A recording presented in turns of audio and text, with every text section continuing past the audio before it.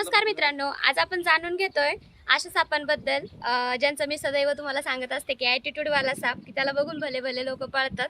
आता माझ्याकडे आहे, हे स्मॉल साईजमध्ये आहे आणि मी प्रत्येक वेळी तुम्हाला शेडिंगबद्दल सांगते. तर आज या सापाचे माझ्या हातामध्ये 2 शेडिंग आहेत, एक येल्लोमध्ये आहे आणि एक ब्लॅकमध्ये आहे.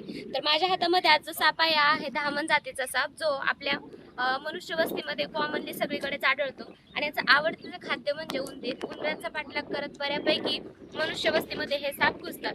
तर मित्रांनो, हा जो साप आहे याला ओळखणं अगदी सोपं आहे.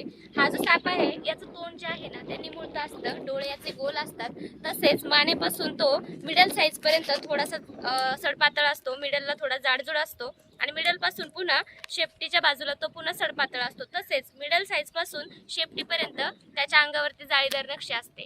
तसेच ब्लॅक शेड, येलो शेड म्हणजेच काळ्या, पिवळ्या, तसेच तपकिरी आणि राखाडी कलर मध्ये पण हा भेटतो. तसेच अजून कलर मध्ये पण भेटतो.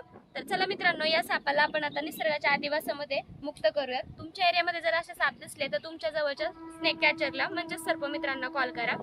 सापाला कुठल्याही प्रकारची हानी पोहोचू नका, म्हणजे निसर्गातील कुठल्याही जीवाला कुठल्याही प्रकारची हानी पोहोचू नका, कारण निसर्गाचा समतोल राखण्यासाठी हा प्रत्येक जीव खूप जास्त महत्त्वाचा आहे. तर चला आता या जीवांना आपण निसर्गाच्या अधिवासामध्ये म्हणजेच शेतकऱ्याचा मित्र हा शेतकऱ्याच्या शेतामध्येच रिलीज करूया.